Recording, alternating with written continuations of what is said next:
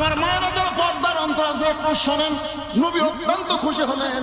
নবী যখন খুশি হলেন, আল্লাহ বলেন, হাবিব আপনার মেয়ে জান্নাতে নারীদের নেত্রী হবে, কিন্তু আপনার মেয়ের আগে একটা মেয়ে জান্নাতে যাবে। যেই বলছে ওগো নবী আপনার মেয়ে জান্নাতে নারীদের নেত্রী হবে, কিন্তু আপনার মেয়ের আগে একটা মেয়ে জান্নাতে যাবে। নবীর মন খারাপ, আমার মেয়েকে আল্লাহ খাতুনে জান্নাত ডিগ্রি দিল, জান্নাতে নারীদের নেত্রী বানালো, আর আমার মেয়ের আগে একটা মেয়ে জান্নাতে যাবে। এই মেয়েটা কে গো আল্লাহ? আল্লাহ বলতেছেন, নবী গো আমি আপনার মনের ভাব বুঝতে পারছি, কিন্তু যাই যেটার উপযুক্ত আমি আল্লাহ তাকে সেটাই দেই। জোরে কম সুবহানাল্লাহ। আপনার মেয়ে হলেও না তো রাসূল বললেন, তাহলে সেই মেয়েটা কি? আল্লাহ বলেন, ওই যে একটা পাহাড় দেখতেছেন, পাহাড়ের সামনে একটা ছোট্ট জঙ্গল, ওই জঙ্গলের সামনে একটা ঝুবড়ি বাড়ি, ওই বাড়িটা হলো একটা কাঠুরিয়ার বাড়ি। ওই কাঠুরিয়ার বিবি জামিলাকে আমি ফাতেমার আগে জান্নাত দেব। নবী এই কথা নিজের মধ্যে গোপন রাখতে পারলেন না। নবী ফাতেমার কাছে গিয়ে বললেন, মা আল্লাহ তোমাকে খাতুনে জান্নাত ডিগ্রি দিয়েছে, জান্নাতে এদের নেত্রী বানাইছে, কিন্তু আল্লাহ তোমার আগেও একটা মেয়েকে জান্নাত দিবে। যেই পয়সা আল্লাহ তোমার আগে একটা মেয়েকে জান্নাত দিবে, ফাতেমা মন খারাপ করে বলতেছে, বাবা ওই মেয়েটা এমন কি আমল করলো যে আমল করার কারণে আমার আগে আল্লাহ জান্নাত দিবে? সে আমলটার খবর কি? রাসূল বলেন, আমলের খবর আমি দেব না, তোমাকে তদন্ত করে জানা লাগবে। পরের দিন ফাতেমা চুপি চুপি জামিলার বাড়ির দরজা গেছে, ওই কাঠুরার বইয়ের দরজা গেছে, নবীর পরিবার টুকরা ফাতেমা মানে জান্নাতে মৃত্যু হবে, আবার সবার আগে জান্নাতেও যাবে। আমার আগে কাঠুরা বউ জান্নাতে যায় কি আমল করে এটা জানা লাগবে। এই জন্য দরজাতে সে ডাকতেছে, ওগো কাঠুরা বিবি জামিলা, তুমি নবীর মেয়ে ফাতেমা, তোমার ঘরের দরজায় মেহেরবানি করে একটু দরজা খুলে দাও। জামিলার দরজায় এসে ছোট বাচ্চার মতন কাঁদতেছে। ফাতেমা বলে, কান্দো কেন? বলে, কান্দার কারণ হলো আমার সারা জীবনের সাধনা একটা বার শুধু নবীর কলিজার টুকরা ফাতেমাকে আমি দেখতে চাই। তো ফাতেমা বলতেছে, এটা দেখবার গেলে দরজা খুললেই তো দেখা যাবে, কান্দার কারণ কি? জামিলা বলতেছে, দরজা খুলবার পারতেছি না, কারণ আমার স্বামী এখন বাড়িতে নাই, আর স্বামীর হুকুম ছাড়া ফাতেমার জন্য দরজা খুলতে আমি বড় ভয় পাই। ফাতেমা চুপ করছে, ওরে বাবা রে, নবীর মেয়ে ফাতেমার জন্য দরজা খুলবে, এখানেও বলে আবার স্বামীর হুকুম লাগবে। ফাতেমার আকর্ষণ বাইরে গেছে। যে মেয়েটার স্বামীর হুকুম ছাড়া ফাতেমার জন্য দরজা খোলে না, এই মেয়েটার বাড়ির মধ্যে এমন কি আমল আছে, এই আমলটা আমার জানতে হবে। কারণ আমি আমল শুধু জানবো না, এই আমলটা আমাকে করে শুধু খাতুনে জান্নাত ডিগ্রি নিলে হবে না, ওই জামিলার আগে আমাকে জান্নাতে যাওয়া লাগবে। মেয়ে মানুষের হিংসা বেশি না কম? তো ইবাদতের ব্যাপারে হিংসা করার দায় আছে। ও তাহাজ্জুদ পড়ে, আমিও পড়বো, ও 4 রাকাত পড়ে, আমি 8 রাকাত পড়বো। এইরকম হিংসা করা যেরকম জায়েজ, আমলের ব্যাপারে হিংসা করা জায়েজ। আমলের ব্যাপারে অহংকার করা যাবে না। হিংসা করে বেশি যদি করে পারেন করবেন, অসুবিধা কি? জামিলা বলতেছে, আজকের মতো আপনি ফেরত যান, আগামীকাল যদি এই সময় আসেন, আসা মাত্র আমি দরজা খুলে দিব, আমার স্বামীর কাছ থেকে হুকুম নিব। ফাতেমা বললেন, অবশ্যই আগামীকাল এই সময় আসবো ইনশাআল্লাহ। ফাতেমা বাড়িতে চলে গেলেন। পরের দিন আসরের নামাজের পরে চুপি চুপি ফাতেমা যখন রওনা দিয়েছে, এমন সময় একটা ছোট বাচ্চা ফাতেমার সামনে দাঁড়ায় বলতেছে, মা গতকাল বিকেলবেলা আপনাকে আমি খুঁজে খুঁজে পাইনি, মা আজও বিকেলবেলা চোরের মতন কোথায় যান? আমি আপনার সঙ্গে যাবার চাই। ফাতেমার চমকে গেল, যদি হাসান হইতো তাহলে বুঝান যাইতো, কিন্তু এইটা তোর হাসান না, এইটার নাম হল হোসাইন। এখন তুই কি করবে হোসাইন বল? জেদি, ওই জেদি বাচ্চাকে সঙ্গে করে ফাতেমা জামিলার বাড়ির দরজায় গেলেন। জামিলা জামিলা বলে চিৎকার দেওয়ার আগেই হুসাইন দরজায় গিয়ে একটা ঠোকা দিয়ে বলতেছে, মা একটা ভাঙ্গা বাড়ির দরজায় গতকাল তুমি আইছিলে, আজকেও তুমি আসলে। ও মা, এই বাড়ির মধ্যে এমন কি আছে মা যে বাড়ির দরজায় গতকাল তুমি আইছো, আজকেও আসলে? আপনারা বলেন তো, প্রত্যেকটা সন্তান তার মাকে দয়া করে কম না বেশি? ভালোবাসে কম না বেশি? আপনারা সবাই বলতেছেন না, না বলার পিছনে কারণ আছে। বইয়ের কাছে বইয়ের মা বসে আছে, এখন বলতেছে, আম্মা আম্মা আমি আটঘরিয়া বাজারে যাবো, আপনি কি খাবেন? ডাব খাবেন না গুলকুচ খাবেন? বউ বলতেছে, আমার মাও দুটাই খাবে। তখন বলতেছে, আম্মার জন্য আমি ডাবও আনবো গুলকুচ আনবো। এই কথা বলে ব্যাগ না বের হচ্ছে, দেখে দরজাত মা খাওয়া যাচ্ছে। ছেলে মাতামুখি করে যখন যাচ্ছে, মা কয় কে রে, 1 সপ্তাহ আগে 10 টাকার পান কিনে দিছিস, আমার পান ফুরে গেছে, আজকে বাজার থেকে আমার জন্য পান কিনে আনবি। ছেলে বলতেছে এই জন্যই তো তাকাই না, খালি খাই খাই, এত খাই খাই করলে আমার সংসার চলবে? মায়ের জন্য 10 টাকার পান আনবে, এখানে খাই খাই দেখতেছে, আর শাশুর জন্য ডাব আনবে, গ্লুকোজ আনবে। এরকম বেত নামক পাতা আছে না নাই? ধরে কোন আছে না না? এরা কথা বলবে না, একটু মনোযোগ দিয়ে শুনবেন। কি বলবো প্রসবের কথায়, অকালে মা মারা যায়, কেন সে মায়ের ভক্তি করো না? এমন দরদি ভবে কেউ হবে না আমার মা গো। হোসাইন মাকে বেশি ভালোবাসেন না কম? যে গতকাল আপনি ঘুরে গেছেন, আজকে আইছেন, এই ভাঙ্গা বাড়ি কেমন কি আছে মা? সঙ্গে সঙ্গে ফাতেমা গিয়ে বলে জামিলা তুমি কি দরজা খুলবা না? জামিলা বলতেছে 1 ঘন্টা হলে দাঁড়িয়ে আছে, আপনি আসা মাত্রই দরজা খুলে দেবো। তো ফাতেমা বলতেছে তাহলে দরজা খুলে দাও। জামিলা বলতেছে কে জানো মা মা বলে চিৎকার দিল। ওই বাচ্চাকে নিয়ে যদি আপনি ঢুকতে চান তাহলে আজকের মতো ফেরত যান, কারণ আমার স্বামী শুধু আপনার ব্যাপারে হুকুম দিছে, আপনি বাচ্চা নিয়ে আসবেন। এই বাচ্চার ব্যাপারে তো আমার স্বামী হুকুম দেয় নাই। আমি স্বামীর হুকুম ছাড়া আপনার জন্য দরজা খুলতে পারি, কিন্তু আপনার বাচ্চার জন্য আমি দরজা খুলতে পারবো না। সঙ্গে সঙ্গে হোসেন বলে মা এই মেয়ে অত্যন্ত খারাপ মেয়ে, মা যে মেয়ে আমি হোসেন থাকার কারণে দরজা খোলে না, এই মেয়ের চাইতে খারাপ মেয়ে দুনিয়াতে নাই। ফাতেমা হোসেনকে বুকের মধ্যে চুমো দিয়ে বলতেছে বাবা তুমি যে মুখ দিয়ে তারে খারাপ বলতেছো, তোমার নানা বলেছে ওই মেয়েটা তোমার মায়ের আগে জান্নাতে যাবে। যে বলেছে তোমার নানা বলেছে ওই মেয়েটা তোমার মায়ের আগে জান্নাতে যাবে। সঙ্গে সঙ্গে হোসেন দৌড়ে এসে ফাতেমার হাতটা ধরে বলতেছে মা তাহলে অজাগাত ঘুরে লাভ নাই, আসল জায়গায় যেতে হবে। আপনারা বলেন তো আসল জায়গার নাম কি? এ কোরআন শরীফ সব জায়গায় থাকার দরকার নাই, আসল জায়গা যাওয়া যাবে। বাংলাদেশের আসল জায়গায় যেখানে কোরআন শরীফ গেলে কোরআন অনুযায়ী বাংলাদেশ চলবে, ওই জায়গার নাম কি? আপনারা এখনো বাংলাদেশে আসল জায়গা চিনেননি? মসজিদে কোরআন আছে, কোরআনের 10 হয় আর একদল এসে ডাকি মারে, জোরে করে কথা ঠিক কিনা? আসল জায়গাতে যায়নি, এই জন্য বুঝতে পারতেছে না এই জিনিসটা কি। গোটা পৃথিবীর মুসলমানের কাছে আসল জায়গা কোনটা, এটা আজ থেকে 50 বছর আগে আব্দুল আলিম গানের মধ্যে বলে গেছে। মনে বড় আশা ছিল যাব মদিনায়, মনে বড় আশা ছিল যাব মদিনায়। এই গান গাইলে গুনাহ হবে? দিনাজপুরের আলেমরা আব্দুল আলিমকে বাধা দিয়ে বললো আব্দুল আলিম তুমি মূর্খ, মূর্খ হওয়ার কারণে শুধু মদিনার কথা বলতেছো। আব্দুল আলিম বলেন তাহলে কি বলা লাগবে? এবার দিনাজপুরের আলেমরা বলতেছে আব্দুল আলিম গানটা যদি গাইতে চাও তাহলে এভাবে গাও, মনে বড় আশা ছিল যাব মক্কা মদিনায়। তুমি মক্কারে বাদ দিয়ে শুধু মদিনার কথা বলো। যেই মক্কায় 1 রাকাত নামাজ পড়লে আল্লাহ 1 রাকাত নামাজের সওয়াব দিয়ে দেয়, মক্কায় যদি 1 রাকাত নামাজ পড়ে হেরেবের মধ্যে তাহলে কত রাকাত? জোরে কন্যা কত রাকাত? তাহলে সেই মক্কা বাদ দেখালে মদিনার গান গাও। আব্দুল আলিম বলতেছে রে আলেমেরা শোনো, যদি মদিনার মানুষটাকে তোমরা হাত করবার করো, হাত করা বুঝেন, মদিনার মানুষটাকে যদি তোমরা অনুসরণ করো, মদিনার মানুষটাকে যদি তোমরা ইত্তেবা করো, তাহলে শুধু মক্কা নয় মক্কার মালিক পর্যন্ত তোমাদের হয়ে যাবে। এখন বলেন আসল জায়গা মক্কা না মদিনা? যার মুখ দিয়ে বাইর হবি না নবীর উম্মত হওয়ার পারবি না। জোরে বলেন আসল জায়গার নাম কি? আরো জোরে জোরসে বলেন। নবী যখন হিজরত করে মদিনায় চলে গেল, আপনারা বলেন তো মক্কার খবর কি? হিজরত করে মদিনায় গেছে, মক্কা বিজয়ের দিনে নবী এসে কাবা ঘরের দরজা খুলছে, খুলে দেখে 360টা মূর্তি।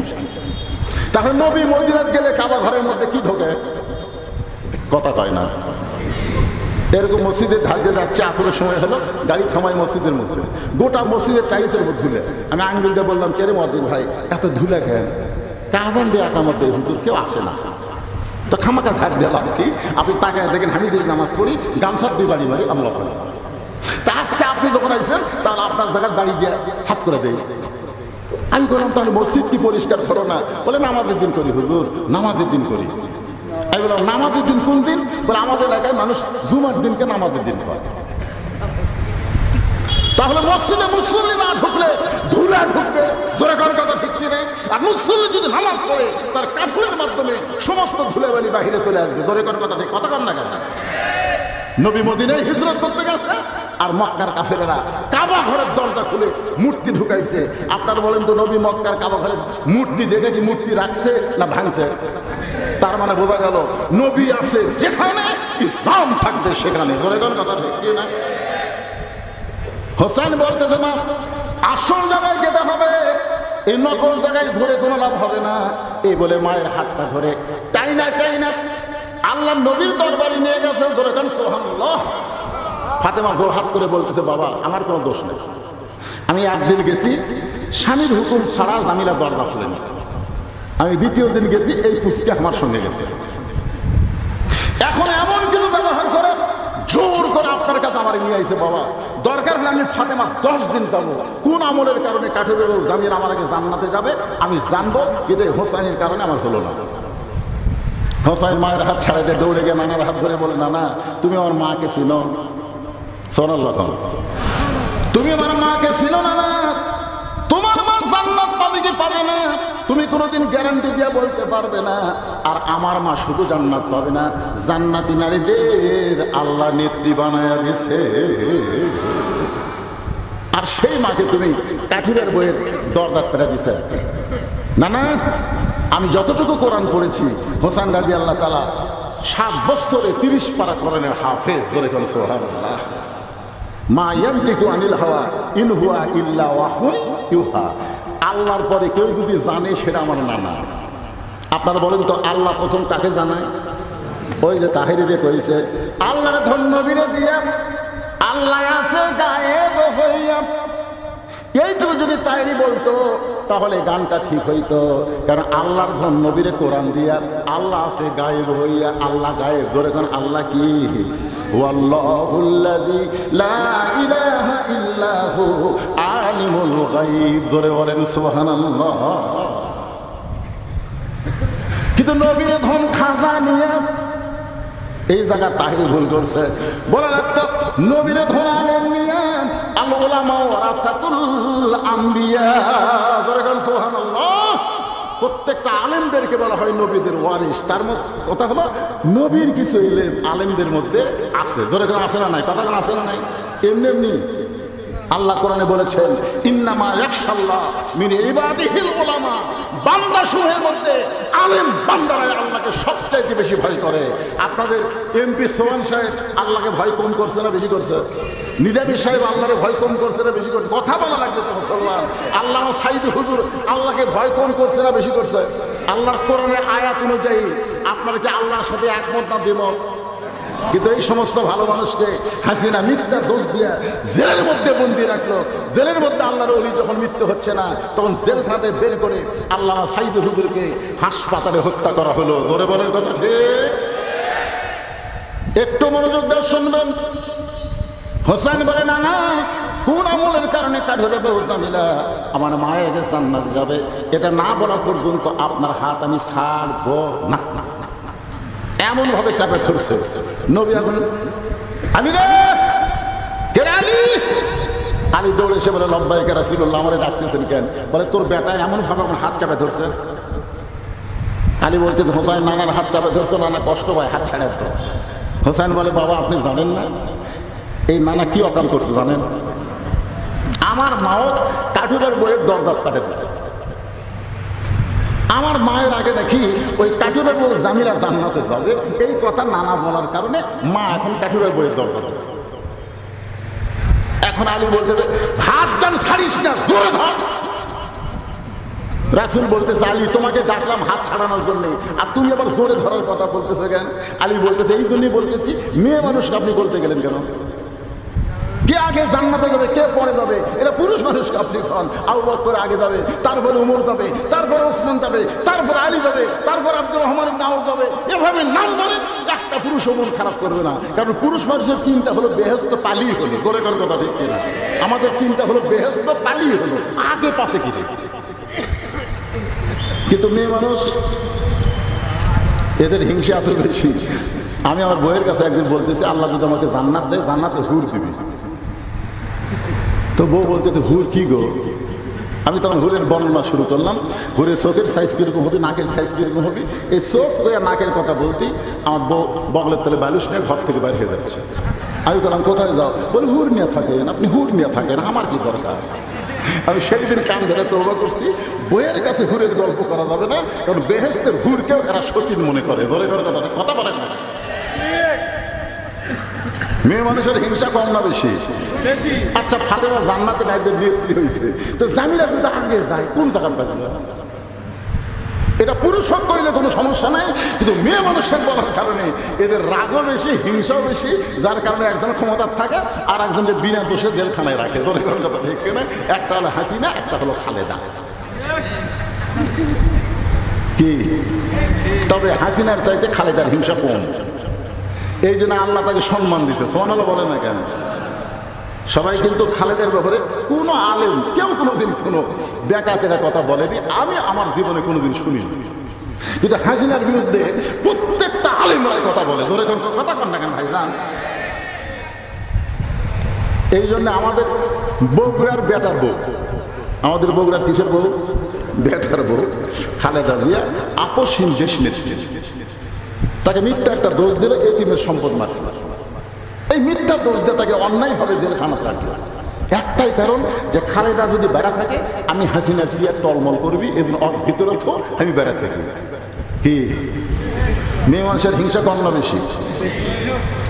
সঙ্গে সঙ্গে আল্লাহ নবী চোখের পানি বের করে বলে, আলী কোন আমলের কারণে কাঠোরার দিবি জামিলা জান্নাতে যাবে আগে, এই কথাটা তুমি বলে দাও। আলী বলতেছে, ইয়া রাসূলুল্লাহ, আপনি কিন্তু আমাকে নিষেধ করেছিলেন। রাসূল বলতেছে, আনা মাদিনাতুল ইলমি ওয়া আলিউ বাবুহা। জোরে বলেন সুবহানাল্লাহ। আমি হচ্ছে ইলমের শহর, তুমি হচ্ছে তার দরজা। আলী বলতেছে, ফাতেমা কোন আমলের কারণে কাঠোরার বউ জামিলা তোমার আগে জান্নাতে যাবে, যদি শুনবার চাও তাহলে ধৈর্য ধরা লাগবে। ফাতেমা বলতেছে, আপনি যদি জানেন তাহলে এতদিন বলেননি কেন? আলী বলতেছে, তোমার বাবা নিষেধ করছিল, এই জন্যই তোমার কাছে বলার হুকুম পাইনি। আজকে যখন হুকুম দিয়ে দিচ্ছে, আমার বলতে আর কোনো সমস্যা নেই। ফাতেমা চুপটি করে বসে গেছে। এবার আলী বলতেছে, কোন আমলের কারণে ওই কাঠের বউ জামিলা তোমার আগে জান্নাতে যাবে, যদি শুনবার চাও তাহলে ধৈর্য ধরা লাগবে। ফাতেমা বলতেছে, ইন্নাল্লাহা মা'আস সাবিরিন, ধৈর্যশীলদের সঙ্গে কে থাকে? আলী বলতেছেন, তাহলে শোনো, আমি কিন্তু শুরু করে দিলাম। এইবারে হযরত আলী বলতেছেন, ফাতেমা তোমার কি মনে আছে একদিন দুপুর বেলায় তুমি আমার সামনে কান্না শুরু করে দিলে, আমি তোমার চোখের পানি মুছে দিয়ে বললাম, ফাতেমা কি জন্য কান্দো? ফাতেমা বলে, স্বামী গো, আপনি জানেন না বাড়ির খবর, হাসান হোসেন ক্ষুধার জ্বালায় কাঁদতে কাঁদতে দুই ভাই ঘুমায় গেছে। গোটা বাড়ি তন্ন তন্ন করে খুঁজে, খাবার কিছু নাই, আপনার পকেটেও কোনো পয়সা নাই। এখন হাসান হোসেন ঘুম থেকে চেতন পাইয়া মায়ের কাছে খাবার বায়না ধরবে। আমি মা দুইটা অভুক্ত সন্তানকে না খাইয়া কতক্ষণ থাকতে পারি? এই জন্য আপনার সামনে দাঁড়াইছি, এই যে আমার ওন্নাটা আপনাকে দিলাম, এই ওন্নাটা বিক্রি করে যেই টাকা হবে, সেই টাকা দিয়ে আপনি খাবার নিয়ে আসেন।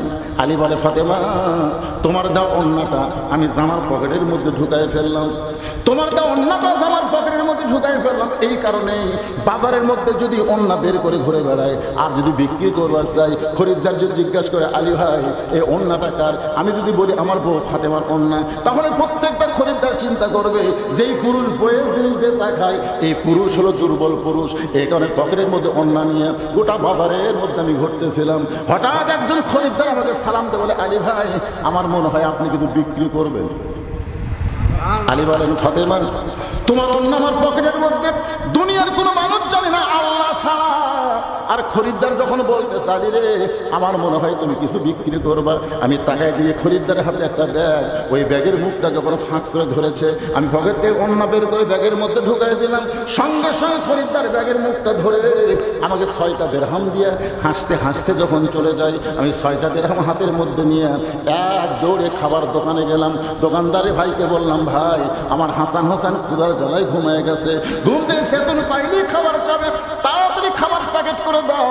6টা দিরহামের খাবার প্যাকেট করে দোকানদার যখন আমার সামনে ধরেছে, আমি পকেট থেকে 6টা দিরহাম যখন দোকানদারকে দিবার যাব, এমন সময় একজন ফকির আমার সামনে কান্দের বলে, আলী রে আজকে 3 দিন হলে আমাদের বাড়িতে কোনো খাবার নাই, যদি এবার আল্লাহ বাঁচতে একটু সাহায্য করো। আমি আলী চমকে গেলাম, 6টা দিরহাম আমার সন্তানের জন্য খাবার নেব, এরই মধ্যে ফকির এসে আমি কি করব? এমন সময় আল্লাহর কোরআন বলতেছে, আম্মা সাইলা ফালা তানহার, আলী রে সাইলকারীর সঙ্গে খারাপ ব্যবহার করিস না, হুকুম কার? আলী বলে, ফাতেমা পকেট থেকে একটা দিরহাম বের করে যখন ফকিরকে দিবার চাই আর 5টা দিরহাম নিয়ে খাবার নেব এই আশায়, এমন সময় আল্লাহর কোরআন বলতেছে, ওমা তুনফিকু মিন শাইইন ফি সাবিলিল্লাহি ইউওয়াফা ইলাইকুম ওয়া আনতুম লা তুযলামুন। আলী রে ফকিরকে একটা দিরহাম দান করলে আল্লাহ তোকে 10টা দিরহাম ফেরত দিবি, ওয়াফা ইলাইকুম। যদি ফকিরকে 2টা দিরহাম দান করো আল্লাহ 20টা দিরহাম ফেরত দেবেন। আলী ফকিরকে যদি 6টা দিরহাম দান করো আল্লাহ তোমাকে 60 দিরহাম দিয়া দিবে। আল্লাহর কোরআনকে বিশ্বাস করে ফকিরকে আলী 6টা দিরহাম দান করলেন। দোকানদার বলতে আলী ভাই খাবার টোপলার খবর কি? আলী বলতে 2 বস্তা খাবার প্যাকেট কর, 1 টোপলা দিয়ে আমার হবে না। হযরত আলী ফকিরকে 6টা দিরহাম দেওয়ার পরে দোকানদারকে 2 বস্তা প্যাকেট করার কথা বলে চলে গেলেন। বাজারের মধ্যে মন খারাপ করে ঘুরতেছে, কিন্তু আল্লাহর কোরআন আছে তার কলিজায়, ধরে সুবহানাল্লাহ। এমন সময় এক ব্যক্তি উট নিয়ে